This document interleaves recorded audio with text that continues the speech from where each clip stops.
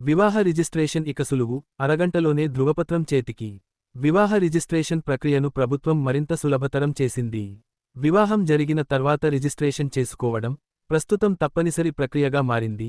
ఎందుకంటే వివాహ రిజిస్ట్రేషన్ పత్రం, రేషన్ కార్డు, బ్యాంకు సేవలు, భూ లావాదేవీలు, వీసా ప్రక్రియలు, ప్రభుత్వ సేవలు, కోర్టు వ్యవహారాలు, పోలీసు కేసులు వంటి అనేక అవసరాలకు ఉపయోగపడుతుంది.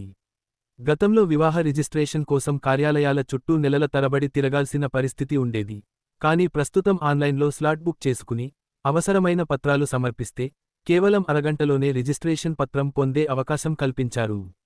వివాహ రిజిస్ట్రేషన్ చేసుకోవాలంటే ముందుగా ఆన్లైన్లో దరఖాస్తు చేసుకోవాలి. పెళ్లి కుమారుడు, పెళ్లి కుమార్తె ఆధార్ కార్డులు, 10వ తరగతి మార్కుల జాబితా, వివాహ సమయంలో తీసిన ఫోటో, నలుగురు సాక్షుల ఆధార్ కార్డులు, వివాహ ఆహ్వాన పత్రిక, కళ్యాణ మండపం లేదా దేవాలయం వారు ఇచ్చే రసీదులు వంటి పత్రాలను ఆన్లైన్లో అప్లోడ్ చేయాలి. పత్రాలు అప్లోడ్ చేసిన తర్వాత ఆధార్లో నమోదైన మొబైల్ నంబర్లకు ఓటీపీలు వస్తాయి. వాటిని నమోదు చేసిన తర్వాత దరఖాస్తు ప్రక్రియ పూర్తవుతుంది. స్లాట్ బుకింగ్ చేసుకున్న సమయానికి సంబంధిత సబ్ రిజిస్ట్రార్ కార్యాలయానికి వెళ్లి వధూవరులు, సాక్షులు సంతకాలు చేయాలి. అనంతరం అరగంటలోనే వివాహ రిజిస్ట్రేషన్ ధృవపత్రాన్ని అందిస్తారు. వివాహ రిజిస్ట్రేషన్కు వధువు వయస్సు 18 సంవత్సరాలు, వరుడి వయస్సు 21 సంవత్సరాలు నిండి ఉండాలి.